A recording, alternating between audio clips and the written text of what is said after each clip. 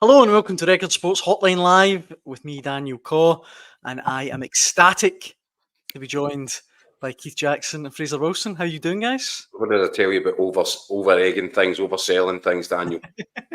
Come Always on. resist. I look forward to every night to see what mood you're in, mate. Someone in our office actually yesterday said, you need to start turning up and saying, unfortunately, I'm joined by Yeah. Keith Jackson, but I would never do Sadly. that. We don't obviously here, guys. Rangers have beaten Malmo in the Europa League opener. Their first ever win against any Swedish opposition, first win in Sweden. And Keith, you said last night on last night's hotline that it would be an extraordinary result if they got all 3 points. Yeah. And not only did they get all 3 points, they could have absolutely hammered Malmo. Yeah, and I'm not guilty of using over-exaggerations there, unlike yourself, Daniel. It is an extraordinary result. And I don't care. People will point to that Malmo side and say that they weren't up to much, and I would agree with that. I actually was expecting a lot more from them. But let's just, stick to the basics here, the principles. You take your wins in Europe when you can get them. Away wins in particular. They don't come around all that often. That is an outstanding result for Rangers tonight.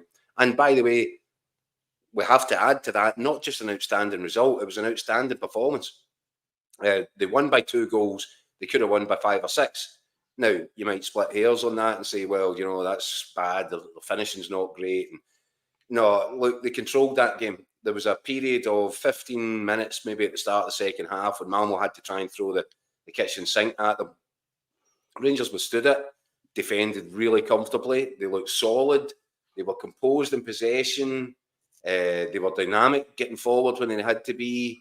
I just thought it was a real, actually very mature European performance from a side which, hasn't got all that many miles under the bonnet at this point. So I've been a little bit critical from time to time of Philippe Clement as well. I've described myself as a bit of a skeptic, a Clement skeptic. And that's because I've watched performances, decisions, lineups, where you're thinking, I'm not sure that he's calling this right, but I credit where it's due. He got his tactics, his selection, absolutely spot on tonight. We were talking about it last night, in my view, and it's probably something that needs to be reviewed now, is that, if you can take a point from your away games, that's brilliant. That's a great return. And, try and pick up wins at home.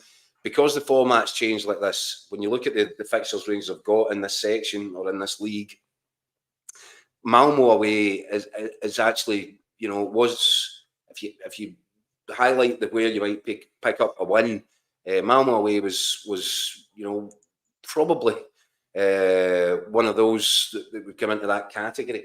But still a big ask. But I think Clement's looked at it. When you look, he could have gone a more defensive looking side. He could have beefed up the midfield. He played Tom Lawrence. It was the right thing to do. It gave Rangers plenty of attacking options going forward. Barami on one side, Cherny on the other. You can see this side starting to come together. It is early days, and nobody should be getting too carried away. But Rangers fans can be absolutely thrilled with that, and they should be thrilled with it. They've had a really difficult, kind of tumultuous start to this campaign. And that there tonight, that's a real shot in the arm. I don't care what anybody says. And you will hear a lot of people saying that Malmo weren't up to much. Celtic, the same could be said to Bratislava. But the bottom line is the two teams came up against the opposition. They might be limited. They might be average by European standards. But the two teams took care of business. Celtic at home, terrific win. Rangers on the road, you could argue that that's even better because, as I said, it's so rare for Scottish teams to go away from home in any European competition at any level and come back with 3 points. So no, I'll take absolutely nothing away from that Rangers performance tonight. The man for man all over the pitch, you couldn't pick a failing. As I said, yeah, the downside is maybe they should have scored more goals, been a bit more clinical. But Philippe Clement would have bitten your hand off for that. As I said to you, I really think that there's a potential here for that result and that performance to give the whole thing a shot in the arm after what's been a really difficult few months. Before I bring you in, Fraser, let me hit you with some of the comments that are coming in that kind of a lot of them echoing what Keith's saying. This one here from Kieran Black, who says, an absolutely massive one for Clermont. Bajrami and Dessers were brilliant. This could be the turning point for the season. Brian Tomo, Malmo were rotten, granted, but that's a great result. Takes a lot of heat off Clermont and the players. The only disappointment is that it should have been 6-0. And Conrad Fulton, 5 of Rangers' next 6 games are at home against beatable opposition. It's a brilliant chance to get back in the title race and actually show our quality. And a couple of live comments that have come in. Brian Spence live on YouTube. Brilliant from Rangers this evening, should have been 6 or 7. Need to improve in front of goal. Jim Hall, good all-round performances. Chances need to be converted. Jimmy Butler saying great performance. This one from Brian M, I need to take issue with.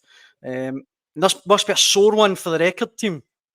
Not at all. Bang out of order. We need every team in Scotland to win. But Fraser, as Keith says, a monumental result for Rangers tonight. What was the last comment there?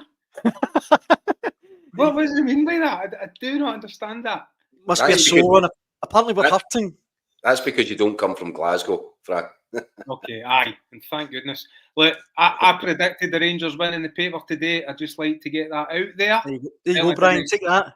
Did not expect it to be that comfortable, have to admit. But look, you're talking about the comments coming in. Take you back to the comment 24 hours ago for the Malmo manager, Henrik. The bold Henrik, who toying with Rangers, asking for trouble. I think, to paraphrase, says, here's some of the scuddings we've handed out in the past. I can see history repeating itself. Well, if ever there was a way to stick 2 fingers up to that kind of jibe, I think Rangers found it tonight. And it could have been a lot more emphatic. Should have been a lot more emphatic. But I can't agree more with what Keith said. It's just the absolute perfect launch pad in the Europa League for Rangers. It's like Celtic last week. They've given themselves the perfect foothold in this league phase, or whatever they call it now. And it's almost impossible not to now start picking off the points for other games to see where they can try and get to that supposed magical 10 that they reckon will get you a playoff spot. I thought the energy levels, the shape, the professionalism, physicality, just the desire, I thought everything was better in the Rangers 11 than the Malmo 11 tonight. And on top of that, the odd flashes of quality in the final third. The perfect start, of course. I mean, the pressure on the boy at left back, whose name I forget now, but had a bit of a nightmare. The pressure on him to Tom Lawrence and Cherny. And then the reading of the situation for Cyril Dessers was brilliant. And to get your noses in front after a minute, I mean, you just couldn't ask for a better start. I just laid the foundation to a great night. It was the typical Dessers, though, wasn't it? He's done so well. He's done so well to read the ball. He's done so well physically to shrug off his man, to get into the box. All he has to actually do at that point is just roll it into Bayam. He's got a free shot and an open goal. But Big Dessers, he doesn't do it in the conventional manner, does he? So he plays a 1-2 off the post. But I'm going to take you up on what you said there, Fraser. I'm now looking at these fixtures, and let's not get away from it. When you actually really look at the group and the fixtures, that probably was for Rangers to have a real positive chance, and not just an outside chance, but a good chance of progressing. They probably did need the win to win that one tonight. You look at it, Leon at home, the next game, that's a really difficult one. I actually think if Rangers take a point from that, it's not a bad result. FCSB, which used to be formerly known as Steaua Bucharest, at home, well, you're taking Rangers to win that. So that could be from your first 3 games, 7 points. Easily, aye. Olympiacos away, would you put a point beyond Rangers in Athens? I wouldn't. Not a point, but I think that is a tough one, I think. I think the middle section of this group, or the next 3 games, Nice away, Spurs at home, Man United away, you could go a run there where you're not picking anything up. But it all sets you up at home against Union Saint-Gilloise, the final game at Ibrox. 3 points there could take Rangers, well, by my estimations, 3 tonight, 4, 7, 8. You could end up with 11 points. And according to you, Daniel, Stackos mean that's probably them into the semi-final or something. I think that's all we it. can ask for, is to go into that final game of this phase in January knowing that a victory will cement them a place in that playoffs. Because I think when the 2 draws were made last month or whenever it was, I think I agreed with a lot of people that thought Rangers' draw actually looked, Rangers' set of fixtures looked tougher than Celtic's. Aye, definitely. Especially when you look at the home games. You know, Celtic's home games are manageable. Rangers' home games, they've got a real couple of horrors in there, haven't they? They've got the Spurs game. As I said, Lyon's going to be tricky. Celtic's draw and the way the matches have come out the computer is more favourable. I don't think there's any doubt about it. Aye. And he said when you looked at this fixture, it's the kind of fixtures Rangers really did need to get 3 points from, which is a fair point. But I think in years going by, they just wouldn't have got a win tonight. When you look at sneak a draw, these are just the games that Rangers seem to have lost. In fact, Scottish teams seem to have lost in years gone past. So it was a real breath of fresh air, that performance and result. But what you're doing there, Fraser, is forgetting this fact that Rangers are Thursday night specialists. There's something about Rangers in the Europa League which is quite actually remarkable. Well, I was going to ask this, Keith. What is that? I mean, how can you quantify that? Because it's not just Clement's team. It goes back to Van Bronckhorst, Gerrard. Why are Rangers so much better in Europe? And Celtic fans might get really annoyed by this, but they've been so much better in Europe, away from home as well, over the last decade or so. It's hard to put your finger on it. Aye. No, I couldn't tell you what the magic formula is. As I said, the turnover of players has been enormous over that period. Turnover of managers has been enormous over that period. But something about Thursday night, I don't know if they like the theme tune, whatever it is, Rangers have got this ability to click on a Thursday night. And I think the most important thing for Rangers right now, whether or not there's an extended run in Europe this season, and now they've given themselves a shot at it, the most important thing was that they found something, a foothold for the season in general, after such a kind of problematic first opening few months. No stadium, homeless, locked out their own place.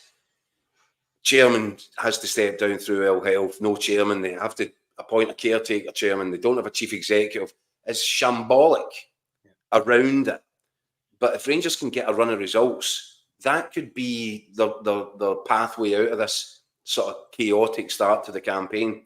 And I'm telling you now, that performance there, if they can replicate that and extrapolate it across the Premiership back here, they're going to be a very, very difficult side to stop. Are they good enough to face Celtic right now and do to them what they just did to Malmo? No. But once you start building momentum and results, and if you can get a string of victories tucked away as they head in towards December and January, I could see tonight, and I've seen flashes of what Clement's trying to build, and I've said a few times, you can see it if you have better quality in across the top 3 or 4. Then maybe that's where the style of play will come into its own, because the way that they're trying to play football, and it's a lot faster through the middle of the pitch, but it's getting up to guys, and then maybe the individual quality wasn't there getting up to the final third. They've improved that now. When you look at what's on either side of Dessers just keeps on doing Dessers things, and sometimes they're great and sometimes they're not. But the actual individual quality with Czerny and Bayrami is better. It's a lot better than what it was. And Clement's style and a more defined style of play might start to come through now that he has got a better quality of individuals in those positions.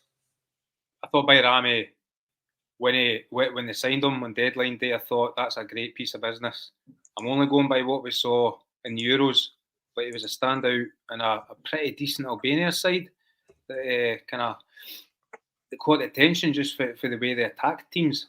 And if it wasn't for the fact Celtic had gone out and splashed so heavily on Arnie Engels, might well have been the best sign on the deadline day. I think he has lifted the the quality of Rangers going forward. And I think, again, it showed that tonight. There were a couple instances they did take the wrong option, but, I mean, beyond the goal, which must have rivaled his fastest ever European Championship goal. I mean, it was Aye. That's a good point, aye. It was almost a full minute. Fraser was. Well, I'm exaggerating. A bit of journalistic license there. Took his time to get going tonight. But I mean, I thought him and Dessers look like they are starting to strike up an understanding. He laid on both Dessers' goals against Dundee, didn't he, the weekend? Those one-touch finishes with Dessers again. Dessers maybe inadvertently returned the favour for the first goal tonight, but again, even in the second half, just before he got hooked, he played a cute wee ball in for the other debutant left back. Oh my goodness me, Casemiro, who he just summed up Rangers' night. Had a great debut, but the finish absolutely should have took the net off. They buried the game and just fired it high and wide, and that just summed up Rangers' finishing tonight. Doesn't matter though; they've got the 3 points. I tell you what, let's talk about Casemiro though, because I don't think any of us would have predicted him starting at left back tonight. That was the one decision in that 11 that I couldn't have predicted. But the rest was a team I'd predicted in my head. You have to trust me in that. But I thought Sterling was the obvious choice at left back. I think we all did. Now, is there a problem between Clement and Sterling? Sometimes with Clement, you start to pick up a kind of vibe. It's happened with Cantwell. You know, Hadji's sitting there on the B team just now, scoring goals every time he pulls his boots on. You just picked up. I'm wondering if there's starting to become a bit of a clash between Clement and Sterling. Maybe not. I think he said it's a fitness issue. Sterling was a real big performer for Rangers last season and for Clement. So I'm finding that a bit odd. It's one to keep an eye on. But again, having said it at the start, I'll stand by it. Clement get all the big decisions right, and Casemiro was, I thought, pretty much faultless. Yes, he misses that chance, and but he was one of a few guys that missed big chances. But in terms of his overall composure, his defensive attributes, his contribution to the game, I thought it was, I thought it was a really impressive performance from him. So you look at John Souttar. John Souttar was absolutely outstanding. I think he comes in for a bit of a rough ride at times, big Souttar. But he got his head on everything. He was blocking, he was tackling, his reading of the game was tremendous. Malmo couldn't get through. Connor Barron, another one, who I thought in the first half was terrific, when Rangers probably had a little bit more time and the ball in the middle of the pitch and were able to build a little bit better. I think in the second half, Malmo changed and pressed them higher up. And it meant they had to miss out midfield a little bit. But when Connor Barnes getting the ball, his use of it is terrific. His industry is, you can't argue. And I thought there's a level of composure and maturity about him for a young guy, which I'm finding really impressive. I think there is so much for Rangers fans to look at there tonight, and probably for the first time this season go, do you know what? I wonder if we're starting to get out of the woods here. Yeah. I remember I spoke to the Fortuna Sittard manager about Casemiro, because he signed him for Groningen and gave him his breakthrough 4 years ago before he moved on to Feyenoord. And he was saying he signed him because he was the best ball-playing youngster in coming through the Ajax system, the best ball-playing youngster in Dutch football at the time, and defender. He said he was so good he could play any of the positions across the back four, but the big question mark was over his actual defensive attributes, and that's where he was going to be interested to see where he developed now coming into the rough and tumble of Scottish football. But he said very much he could play left back, but right-sided centre half or right back was his position. So given that it looks like left back might be the only position up for grabs at the moment, I don't know if now Philippe Clement is going to stick with him in there, because he's basically a right-footed defender, and I for one am a big fan of watching players playing the wrong side if they're right-footed playing the left-hand side. So where he goes for here, I'm not quite sure, but like Keith, I thought he gave a very assured defensive debut and did look energetic and powerful going forward as well. Has he done enough to keep his place? I think that's going to be quite interesting to see. See, just to play devil's advocate, guys, right? And I'm not going to Mr. Glass half empty, but is this not precisely why Rangers fans get so frustrated with players like Dessers, like Suter? Brilliant tonight. I mean, outstanding. You're right, Keith. I thought Suter was a warrior at the back tonight. We've said how good Dessers was. But as soon as they got that next level, you know, all due respect to Malmo, as soon as they play a Celtic or another team, it's just... Or maybe not even that. Sometimes at the weekend, Dessers will miss chances. I don't know. I'm struggling to articulate what I mean here, but I feel like nights like this, they start to get excited and then... Well, here's two different things here, so they shouldn't be conflated. Suter, for me, I think, gets a rough ride in general. I think, and maybe it's just the part of he's a Scottish guy and it's easy to pick the Scottish guy. I think he went and he seems to have got his fitness problems.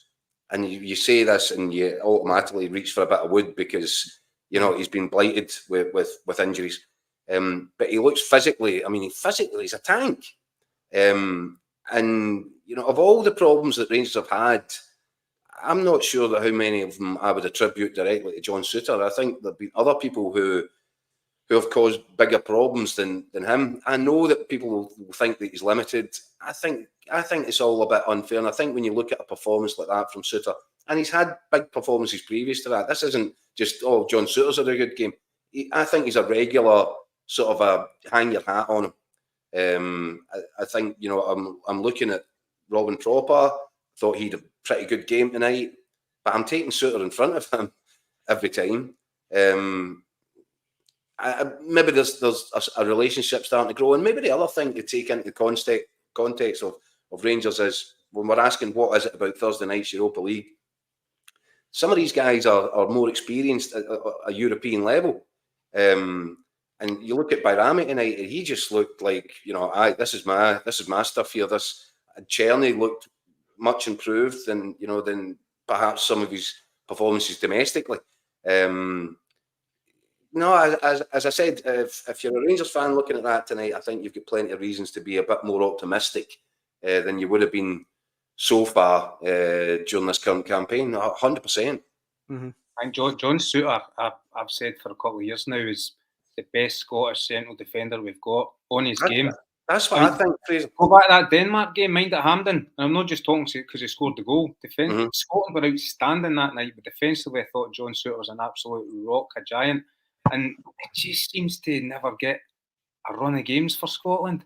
He's just been beset by injury, which has caused the problem. But I'm like you. I think if John Suter is through, and again, touch wood, if he's through this period of really serious injuries, and he gets a consistent run over this season, over a couple of seasons, I genuinely think he might be our best international option as well.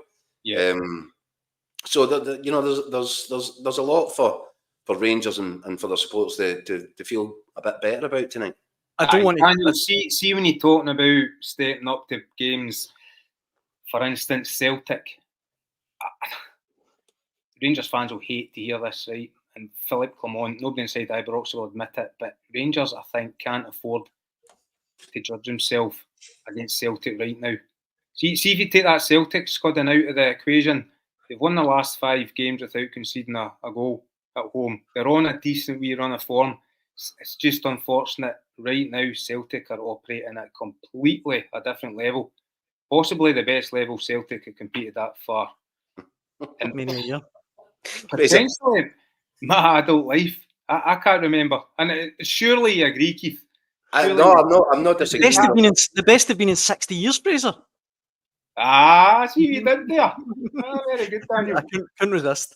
I'm just going to refer you again to what I said earlier about the fact that you're not from Glasgow. As soon as the words came tumbling out of my mouth, I thought, well, in this city, that is the comparison that's going to get made, and that's going to be. They are always the benchmark, no matter which one of them is on top. Whether it's individual players within the team, whether it's the team, whether it's the manager, whether it's the results, whether it's the stadium, whether it's the pies, whether it's the hot dogs, they compare everything against one another. and that's just the way it is. So, is John Souttar, would he get into that Celtic 11? No. Probably not. You would say, but probably because he's interrupted all the time by these injuries. If this is the start of him getting a prolonged run, as I said, I just think the guy cops a bit of whack. I'm not sure it's always merited. And I think when you see a performance like that tonight, he's not only is a good defender and a real robust, powerful centre half, but I think he's also in his own way a bit of a leader. And Rangers are crying out for leaders. Sorry, Keith, Mike there on YouTube saying he's better than Scales, chiming in for Souttar. I think that's what he means. I've been full of praise for Liam Scales this season, and I think he's gone up a level as well. But listen, do you know what? If Souttar gets a run of games, stays injury free, he's just going to get better and better. And if he has now found a partner in Proper, then that'll help to stabilise things as well. They will only improve. And John Souttar's not starting from the point that I think a lot of people seem to think he is, which is a low point. For me, I disagree. Time is against. A better way. Can I put that a better way? What I tried to say earlier. Go ahead. If Rangers keep beating everyone else outside Celtic and closing that gap on Celtic, then I think it would be unfair to hold it against Philippe Clement for not being at a level of Celtic right now when he's been dealt the cards he's been dealt, isn't he? I think the squad there is so threadbare that I thought, and was proved wrong here, they had nothing on the bench that could change the game tonight. Proved wrong by Ross McCausland coming on, scoring a cracking second goal.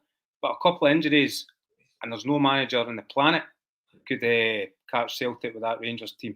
Mm-hmm. So I think Philippe Clement is probably getting close to maximum what he can out of that Rangers squad at the moment.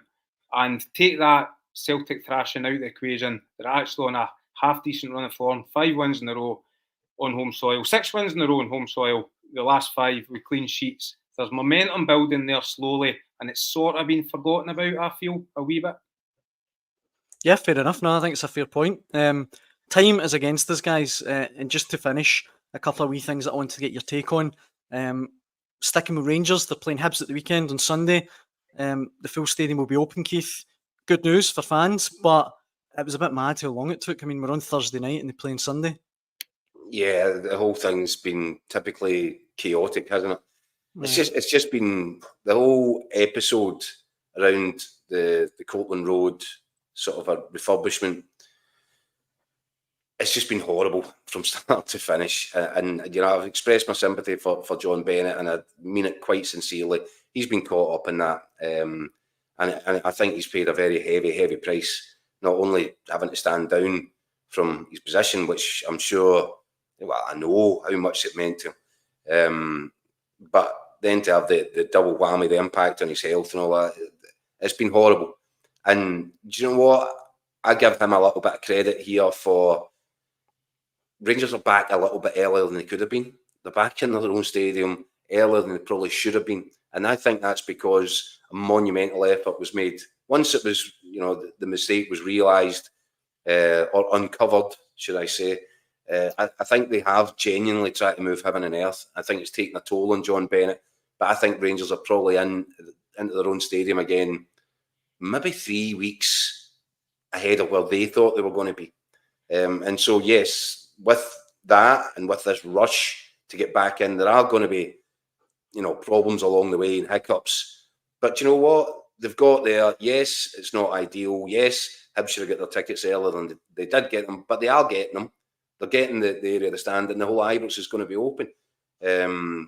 Far from ideal, but again, you need to give a little bit of credit where it's due, because people have worked tirelessly here to try and fix a problem that was created by somebody else.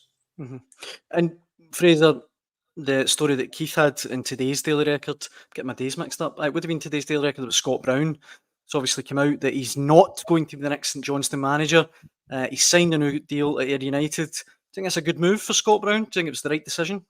I think so. I was sitting last night listening to your conversation, I kept thinking about the young managers that St Johnstone have been a launch pad for. I mean, Derek McInnes was spoken about, Owen Coyle before him. Aye. Was there not another one in there? Tommy Wright wasn't so young, was he? And it certainly was a launch pad for him. But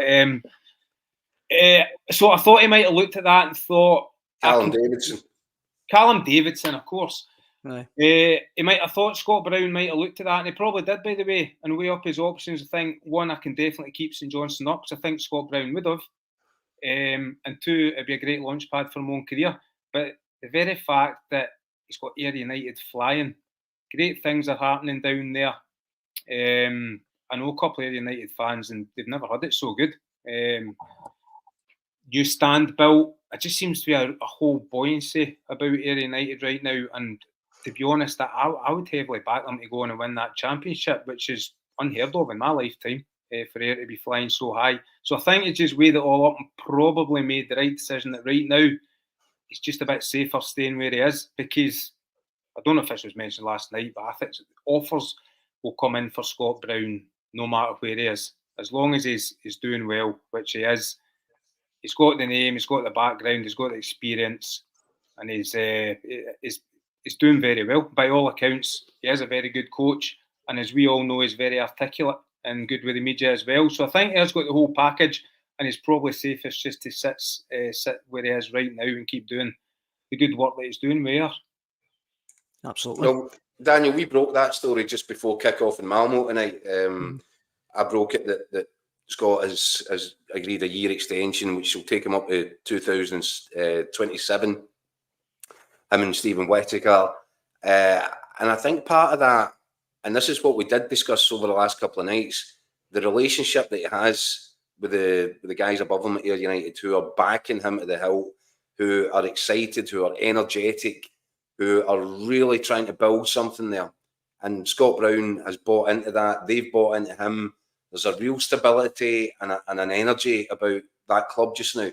And I think that was key. And I think when Scott Brown held conversations with Adam Webb, I'm not sure that he would have walked out of that conversation feeling the love that he feels at Ayr United. And I think he may have been uncomfortable with some of what he heard. American owners tend to have very strong views on what they're looking for, and not always in the traditional sense that we would recognise over here.